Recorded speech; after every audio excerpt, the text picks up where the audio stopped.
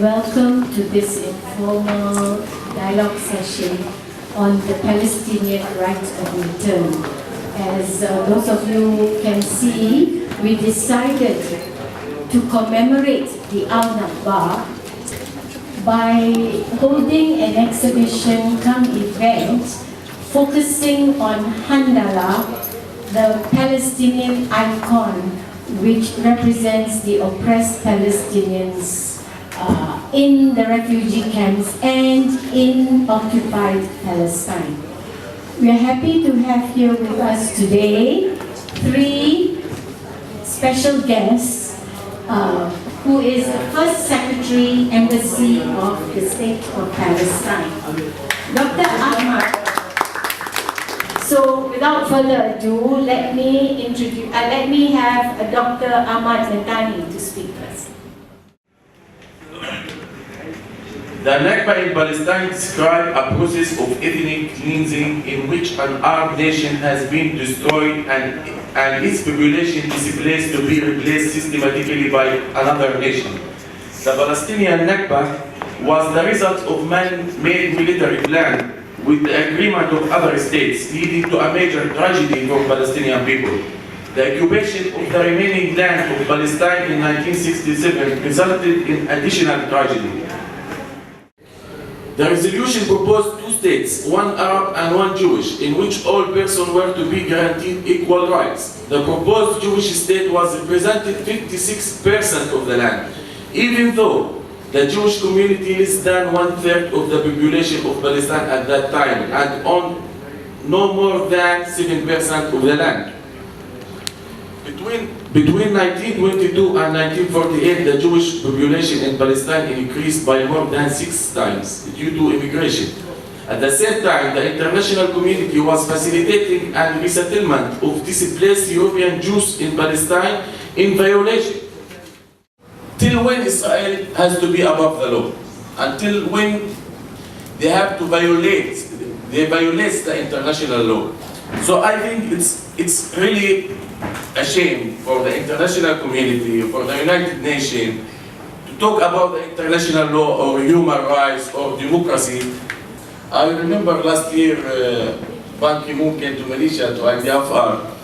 He gave a speech, so he was talking about the happening in Syria and how the people displaced there, and about the human rights. And so I surprised he never talked anything about Palestine.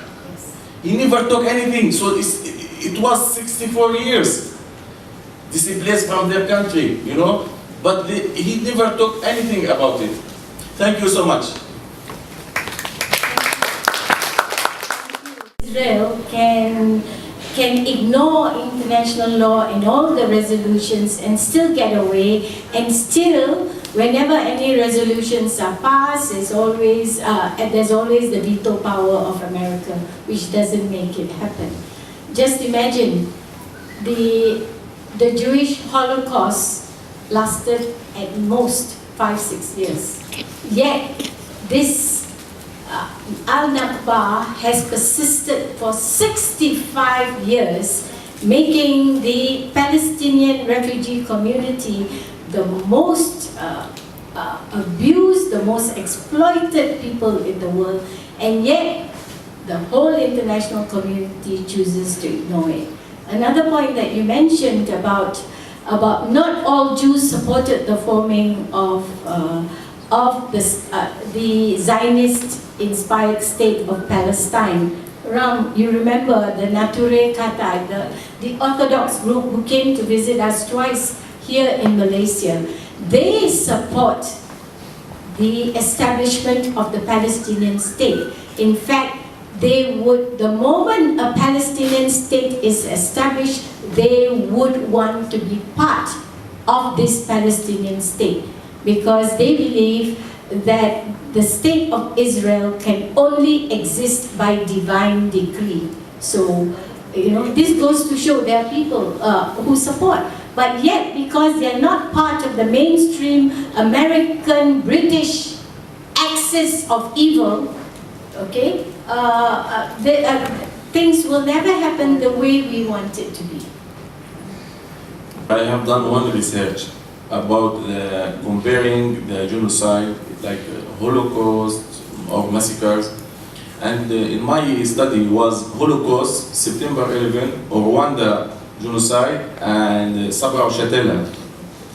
So it was for postgraduate students here, master and PhD. You surprised? September 11, 100% of my sample know about it. And even only 3,000 were killed, you know? 100%. Holocaust, 100% they know about it. Rwanda, only 2% know about it. Even 800,000 were killed, right? In Sabra Shatela, only 3% know about it. So it's the media. It's the media matter. Thank you. It is a pleasure to be here with you all, and therefore I would like to thank Perdana Global Peace for offering this platform for us to share about the Palestinian struggle and the Nakba in particular. Thank you very much, Dr. Zulaiha. I believe emotions are important. In fact, without the emotional attachment to the Palestinian cause, you would not have been here in the first place. I wouldn't have come to talk. My fellow friends here wouldn't have come to this forum. So the emotional attachment is very important. But emotions have been there for over 65 years or over a century, because Palestine was not only occupied in 1948, the British came 30 years earlier than that. So emotions are very important, but they're not enough. So what is more important than emotions? Well, Rachel Khoury was doing some kind of research, and I'm sure you all know Rachel Khoury, the American activist who was killed by Israeli bulldozers in Gaza in 2002. She did a little bit of research, and she said why the Palestinians have been suffering for over a century. Her conclusions were that because of lack of knowledge and lack of awareness about the Palestinian cause, this suffering continued. So if the international community knew better about the Palestinian struggle, things would have been different. I'm sure there are those politicians who have their own interests. There are those world leaders who sometimes manipulate facts, manipulate truth about causes. But despite of all of these self-interest fulfilling politicians, if there was enough knowledge about the Palestinian cause, things would have been different. Now things are changing. Things are changing now. People all over the world know cartoon figures like this. Handala. 30 years ago, I don't think many in Malaysia knew about Handala. Probably a few. Not even a few only. So things are changing. One factor for the survival of the Palestinian cause until today, we're talking about a century of occupation, over 65 years of direct Israeli occupation, displacement, massacres and so on. One of the important factors why this cause survived is the resistance on the part of the Palestinians. Palestinians did not just take whatever the occupation forces had to give them. They rejected so many policies. They protested as early as 1921. They waged great revolutions, such as the one in 1936. And they managed to keep the struggle alive until today. People did not know real facts. Even as recent as 20 years ago, and even until today, there are so many people out there who don't know facts about the Palestinian cause. Why is that so? It's because, number one, the victors in the 1948 war wrote our history. The Israeli side wrote our history, and that is really dangerous. When victors of war write history, they write what suits them. This has happened not only in the Palestinian cause, it has happened even in the World War, when victors started to write whatever they wished about themselves and their enemies. So victors wrote history of the war. They were the stronger side. The Israeli or the Zionist elites, which migrated to Palestine, were the elites of European empires. They were the elites of the British Empire, the elites of the Russian Empire, the elites of the French, Austro-Hungarian and other empires, and as well as the elites of the US. So these people were well equipped, wealthy, much wealthier than the Palestinian peasants. They came over, they changed reality on the ground, they perpetrated ethnic cleansing, genocide. This is changing now. If you follow the Palestinian cause, if you have been following over the past few years, and I believe Prof. Zulaiha is one of those who have been working for the Palestinian cause for so long, and you can see the trends, the changes in the trends of the history of the Palestinian struggle, and the Nakba in particular. Historians started to give new accounts of what happened. Things changed. The narrative of what happened in 1948 is changing nowadays because of few factors. One of them is the contributions of significant Palestinian historians, authentic, original contributions of people like Edward Said, who as early as 1979 spoke about Orientalism and how people portray history in certain ways. People like Walid Khalidi, people like Salman Abu and others. So many Palestinian scholars have contributed in rewriting the Palestinian history. But not only Palestinians contributed in that regard. Even some Israeli historians, a current of Israeli historians called the tough life of Palestinians still persists until today. Now let's look at some of the myths, and I'll try to be brief in this. Some of the myths that are still accepted by many, unfortunately, about the Palestinian Nakba and the occupation of Palestine. The Zionist ideology, colonialist, imperialist ideology. And it's not by the definition of Marxist scholars only an imperialist ideology, it's also by the definition of preeminent scholars like Hans Morgenthau. Zionism is colonialist, imperialist ideology that was imposed on many Jews. So many of the European Jewish people did not want to migrate to Palestine at the start of the Israeli, of the Zionist project. They were happy with their life. There are larger organizations such as Perdana Global Peace, which are active in so many parts of the world, but are dedicating a lot of time and effort for the Palestinian cause. Why is that so? Because they realize. I believe Arnold Toynbee's suggestion is very true. The Palestinian cause is not just a local cause, it is your cause, it is his cause, it is her cause, it is my cause, it is everybody's cause. And in order to achieve justice in Palestine, even though it's 65 years later, we have to continue being active, we have to continue working hard, we have to continue having these kinds of events until someday we will all manage to visit Palestine with a Palestinian visa, not with an Israeli visa. We will someday manage to go to Haifa, we will manage someday to go to pray in Jerusalem without having to bear the Israeli brutal treatment of Palestinians and others alike. Thank you very much. Hi, good evening. I would say much because I think our friends have said a lot in detail. Just a few observations. I was with Perdana for a good 4 or 5 years, and I had the opportunity to go to Gaza twice. And the third time we were stopped by the Israelis. I'll speak about that in detail later. So we were blocked off in Rafah. Rafah is the border between, for those who don't know, Egypt and Gaza.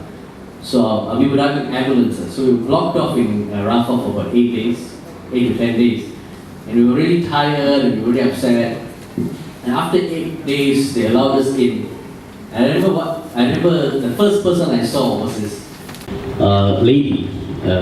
She was part of the group welcoming us in, and I told her, wow, 8 days they made us wait, we couldn't come in. And she said, brother, my grandfather waited 60 years to come back and he's dead. So that opens your eyes. It's like, okay, you need to go there to actually realize the pain that the Gazans go through. A few things about, I went there once with Dr. Zulaiha, I think it was the Arab Bank, for the Arab, the World Bank. We wanted to see financing for the schools. One was the land convoy.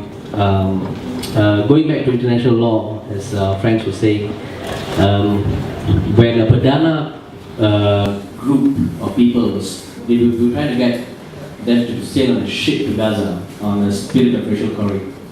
And the Turkish government came out and said it was wrong. The Malaysian government had a resolution in New York saying it was wrong, but nothing happened.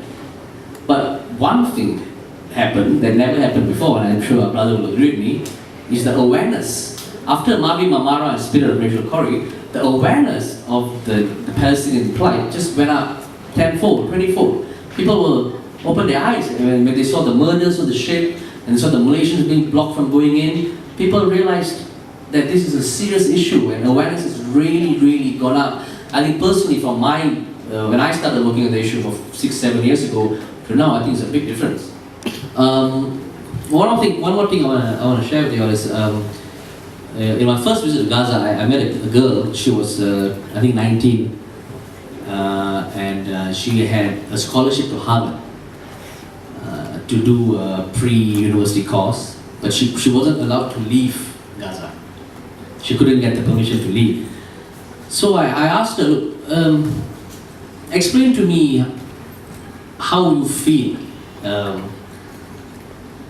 that somebody else who's not your government, is not your family, they stop you from going out. And she gave a great example, illustration of what the whole problem actually was.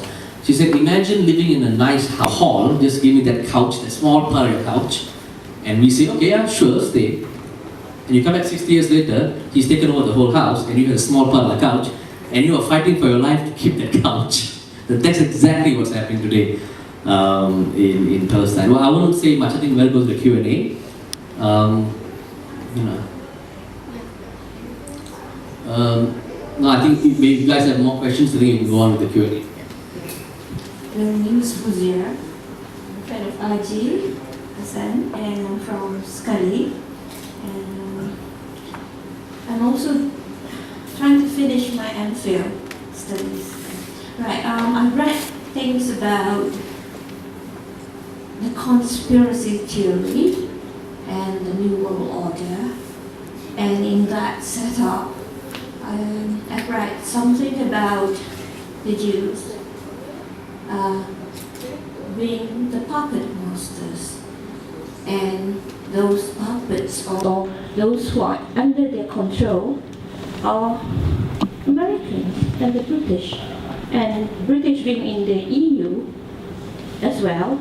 So it spreads, Ultimately, some hands are tied, or some people, they are aware of this, but because of their self-interest, because of many other interests, they tend to close their eyes and ears and be blind and deaf to all these sufferings. And I feel that it is time for us, for the whole world, to be self-sufficient, to not to rely too much on this, what you call New World Orders, because we can survive without them actually. What do you think about this? Any one of these speakers? By conspiracy theory. Because I simply believe that everybody conspires in this life. If you are a realist, everybody conspires. You can conspire for good or bad. They have been conspiring for bad for so long. Why don't we conspire for good and try our best to at least balance what they have been doing? They have been doing lots of bad things because of their self-interests, because of their community interests. Happened with South Africa, and that was how apartheid was exterminated from South Africa. So there are things that we could do, and we have to make ourselves vocal. I was very happy to read in the last few weeks that Stephen Hawking, that brilliant scientist, refuses to go to Israel, and to them it was a big slap in their face because he doesn't support what they're doing to the Palestinians. So some things go a long way, and this is the British academic community in support of Palestine. So we could do these things, but if some of us still choose and by the back way still support the Israeli cause, then there's nothing we can do about it. Forgive me, first of all. I would like to be a little bit of a pessimist at this stage. Assuming that America still is the most powerful force upcoming in the 20, 30 years, and they still, as hard as you mentioned just now, as hard as the media is working against them, they are also working harder against us. Now, assuming that they will still hold the power in the next 30 years, what's next for Palestine? As it goes up, they will change. I tell you something. Last time, before the American drove from Iraq, one general, I forgot his name, he speaks to the Israelis. Look, we have here thousands of Americans in Iraq. We cannot lose them because of you. You know, believe me, if like the situation now in Arab countries, neighboring countries. See, every country cannot solve its problem, right? So if we weak to this extent, I agree with you. Another 23 years, if the Americans still the superpower, nothing will be changed. Yeah. But if we are stronger and there is really support for Palestine and there is a will to solve the Palestinian problem, if there is a will, they talk in the news, but what they are really doing pressure to solve the problem. I tell you something. See what OIC pay for Jerusalem. One Jewish man in Australia pay more than the 57 countries to Judaize Jerusalem. And the lobbies still in America are really very strong, and they can influence the decision of the American administration. Why, if you say that we have the lobby in America and we are stronger than the lobby of the Jewish, something will be changed. Even the America are really still for next 20 or 30 years are the superpower. Thank you. Yeah, Southeast Asia is actually a major power. It's how we play our cards. That's why you see there's actually a very strong Jewish lobby in Malaysia. If you realize there's a lot of people coming from outside to influence things here, and that's not because they consider Malaysia too much, but the bigger picture. And I think they are coming here because they know that Americans are losing their power. And the same reason they go to China, they're trying to lobby the Chinese government. The Chinese government, all the Chinese government has to do is to, how much do they have? They have trillions of US dollars in bonds. All they have to do is, they can kill off America if they want to. America is actually not a superpower anymore. I think they're dead, they're actually gone. The new guys are the ones that I think you have to really engage, Chinese and the Indians. Unfortunately, the Indian government is extremely close to the Israeli government, but you can change that. A little bit bigger than Palestine, I believe. Now, they were the empire that ruled the world. So historically, things are changing. Few years ahead, the United States will not be the only superpower. Things are changing. And we shouldn't be reliant on that only. We have to do something, as Brother Ahmed said. We have to work hard. We have to try, even in the United States itself, we have to try to lobby for our cause over there. And we have to try to engage other superpowers. The Palestinians are very good friends with the Chinese and the Indians. Unfortunately, the government positions of India in particular is changing a bit for certain interests. But this can change. Things change. Sometimes these are superpowers, or these are major powers. Their interest, their national interest comes first. They will ditch friends if they find their interest in other friends. It happens. You look at the Middle East, you look at Afghanistan, the Taliban regime, they were having only a few friends. Saudi Arabia was one of them. When things changed, Saudi Arabia ditched Taliban, didn't they? So it can happen. They are very good friends with the Israelis. If things change, and things are changing, they will ditch the Israelis. Let's look at the geopolitical context. This war has been said in the Quran. This war against Jews. And towards some of the end days, the trees and the stones will not back them up. And things will turn everything back. It's like even the stones will even they're trying to hide behind the stones, and the stones still saying they're trying. I mean, like they're gonna back them out. What I've seen and trees, they said Jews have these kind of trees, which they started planting now. I don't know, is that a metaphor or not? I couldn't really understand it. And for what I say, turning back of others, I guess it's like, nowadays people start to realize that being doing too much shit, too much things, and so people can't stand it anymore. So, and then they say Muslims will not end in a humiliation way. It's going to be a victory, something like that. Okay, we are not against victims from the United States. That's a very big fallacy. No, we really sympathize with victims of September 11. We really sympathize with victims of Boston bombings. Be it planned, conspired, whatever. We sympathize with those victims because we have tasted suffering for so long, and we know what it means to be a victim. So we sympathize with victims everywhere. But number two, it is also important, as Ahmed said, to be strong. I remember I quote a very interesting piece of writing for Imam Hassan al-Banna, a famous Egyptian thinker, a famous Islamic thinker from Egypt. He said, الضعيف لا يظل ضعيفا أبد الدهر والقوي لا يظل قويا أبد الدهر وتلك الأيام نداولها بين الناس. The strong will not remain strong forever. The weak will not remain weak forever. He also adds on and says, the dreams of today are the reality of tomorrow. The reality of today is the dream of yesterday. So if we are stronger, things would change. You said media is highlighting the bombings in Boston despite of the small number of victims, although genocide is taking place in Burma, although people are dying in hundreds in Syria, in Palestine and other parts of the world. It's because they are strong. They are the stronger side. If we are stronger, things will be different. You look at a very small example, small scale example, Turkey. Turkey used to have a very close tie with Israel. They still have ties with Israel, unfortunately.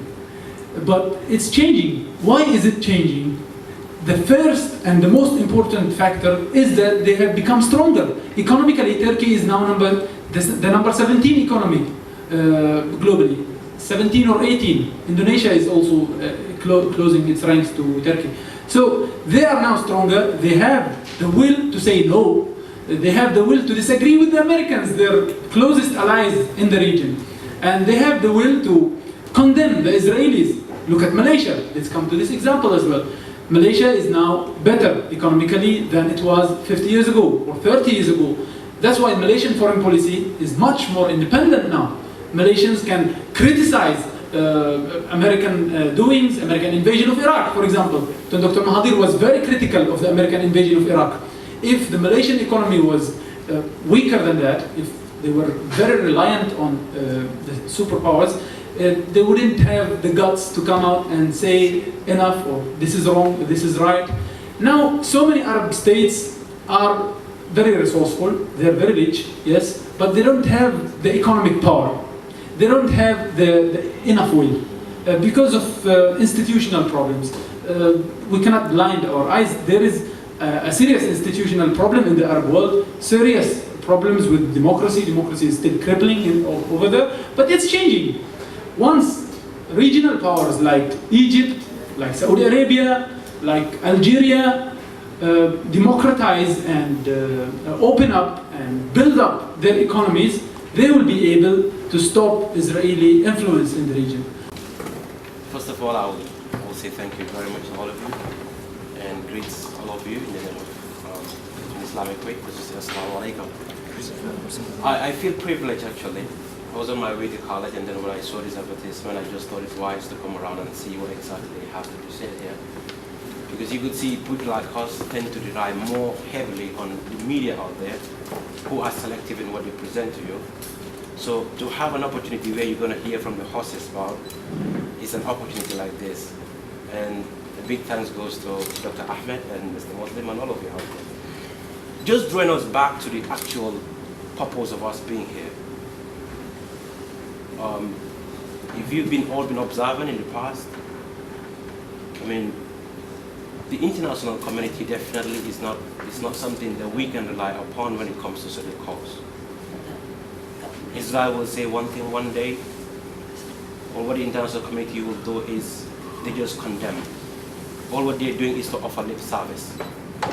So reliance on the international community is definitely out of option. It's not going to come. Because it's been there for almost 60 years or more, it has never given us anything. So I just want to find out specifically from you people out here, what alternative course of action are we working on exactly in order to at least change the course of things and achieve what we've been struggling for all these years? What are the specifics, apart from the talks and media representations and misrepresentations?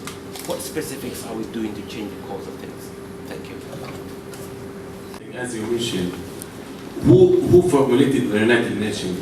The victorious of the Second World War, right? And if it is fair, no permanent members there. But how we change the cause? As we mentioned before, we have to work not only for, we have to have strategic ideology and work for long term. We cannot within few months or few years we'll be stronger than them, you know? Even once we went for peace process, because we are weak, not because we are strong, right? We are negotiating for our small part of land, you know? And even they don't want to give anything. Even the land occupied in 1967, see the settlements every day, there is settlements, the checkpoints everywhere, you know? Now we are, like you mentioned, the example in Gaza, we try to save the small place and destroy the whole camp. Destroy the whole camp because they cannot enter even. And very small houses, very dirty places, and even they cannot build, you know.